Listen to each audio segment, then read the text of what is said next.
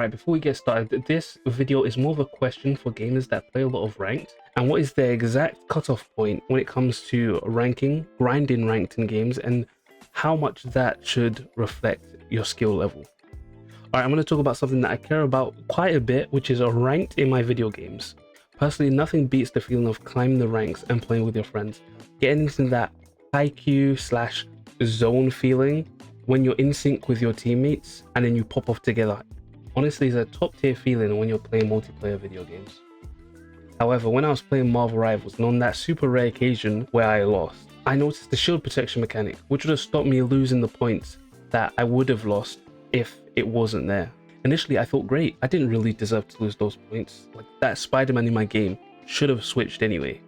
But after letting the thought sit with me for a little bit in queue, I kind of thought it was a cheap way for preventing the loss of rank in the game. I completely understand the feeling of not wanting to tilt your players when they're on that crazy lose streak, but didn't I lose the game? Like, overall, with Marvel Rivals, the rank system isn't too difficult to rank up in.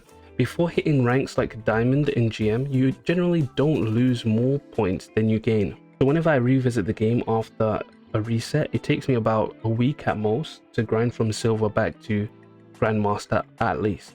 Those two things in tandem is generally why I don't feel enthused to play Marvel Rivals ranked, where there isn't that essence of challenge when you're grinding the ranked ladder, and that sense of competitive integrity isn't really there, because the system rewards the time you put in over you actually improving and getting better at the game. People have definitely noticed the overall skill disparity within the same game when it comes to Marvel Rivals, and I think the major component of that is ranked inflation. Some people are at ranks that they don't necessarily deserve to be in, and that's due to a shield system, which means that after a certain amount of hours, you would definitely rank up. Weeks after Marvel Rivals' success, Valorant quickly adopted this new shield system that when you rank up to a new rank, say from Plat to Diamond, you gain this shield that prevents you from ranking down if you do get to 0. That was another layer of protection and inflation to prevent somebody from losing their rank when they just got it. So say you've been grinding the rank ladder in Valorant, you hit 87 points after all your dubs. You then play another game where you don't do so hot, so you gain a plus 14. Now you've hit Plat 3 with plus 10 points. You've now gotten that 14 plus an extra 9 points for that win. Now say in a whole season of Valorant you play about 60 games of ranked and you hit a 30-30 on your win-loss, and this situation happens 5 times during that ranked season. Times that by 5, you've now gotten 45 RR for free. This is all inflationary, and this doesn't even take into account the amount of points you've kind of saved, which is also a plus. Say if you play a ranked game, you lose it at this point and you lose 17 points, you get minus 17. You played okay, but you still lost the game. This then takes you down to 0 points, but you have essentially gained plus 7 because you weren't taken down into Plat 2 again. You're still in Plat 3. It's not until you lose another game that those points actually matter. And if this also happens another 5 times, you've now got another 35 points. Now, any ranked grinders play more than 60 games, so this can happen multiple times a season. You then have an inflation of ranked of about 3 seasons of 80 points, of 2.5 ranks, about 2.5 ranks. The inflation plus the shield mechanic doesn't let you feel that sense of pride when you reach that rank you were trying to hit.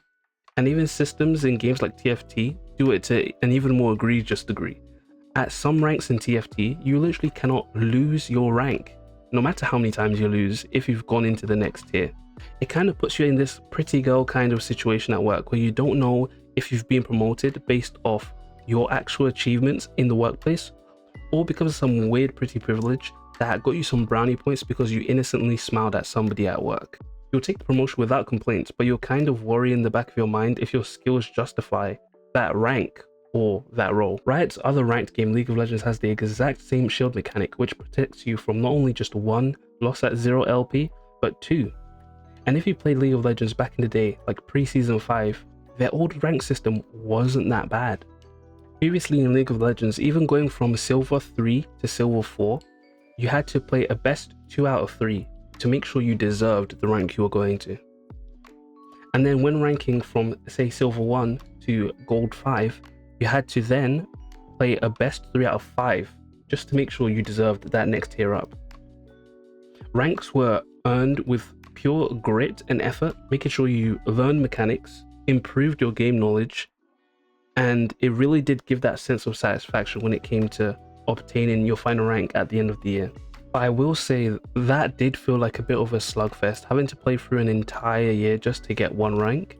And yes, you did have that sense of satisfaction at the end when you got your rank, but the flip side of that was that you'd feel a sense of outright despair when you'd lose the rank and you peaked maybe a couple months ago.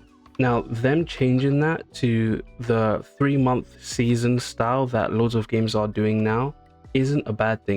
It gives you another opportunity to come back to a game and try and get your rank back, but then they've kind of turned it into this tool to increase ranked inflation again. Sometimes when you finish a ranked season, that you end up exactly where you left off, creating that feeling of, oh yeah, I'm just as good as I was before. So then you play more, so you can run into that situation we drew out earlier more often. And it's also kind of slimy because they do that just to increase retention, so investors invest in the game and so on and so forth. One more thing, did you notice how League of Legends went from 5 tiers within a rank to 4? And also how since Valorant came out and they introduced the Ascendant rank, they then introduced Emerald rank into League of Legends, giving us more divisions and lowering the amount of subdivisions to get there. Kind of has this rose-tinted glasses effect where you just have the facade of you improving, but if you looked at yourself within the bell curve of skill, you're still in the same place that you were maybe 2 or 3 years ago when you were playing ranked. But hey, now I can say I'm an Emerald player over a Gold player maybe 3 or 4 years ago. Now, the last game we're going to talk about that does this short season kind of system, but did have a really good rank system before a certain update, was Overwatch. Just before the Overwatch 2 cycle and before having split role queues, Blizzard had a simple numerical system where 500 points were the difference between each tier. Getting a win or a loss gave you about 23, or losing 23. And getting to the borders of a rank didn't need any promotional system, but when you did lose a rank by having points lower than that tier, you still kept your ranked emblem for, say, Diamond if you fell back into Plat. This emblem would remain for 5 games, and if you lost a game after those 5 games, that's when your emblem will return back to Plat. It allowed you to keep the feeling of you're still remaining in Diamond tier play, but you were only punished for that after a good subset of data was collected. And even after those wins, if you were still below the threshold of the next rank, but you kept on winning, you'd still keep that emblem. It was honestly just a really good system that made it feel fair when you did lose a rank, and really rewarding when you did reach that next tier. But some people would say that numerical value did tilt people a little bit more, which is why they hid it away during Overwatch 2. Alright, that was my 2 cents of the rank systems that exist in our multiplayer space right now. I don't want to come off as a person who complains about devs trying to make a more positive environment, but I do think there should be a cutoff point when you feel like you are being lied to, and I hope you got a sense of that in the video. Because competitive integrity is still important, I think, in ranked games, even if you do make it a bit easier. But I'd like to hear from you guys. Do you see like the same kind of systems in the games you play?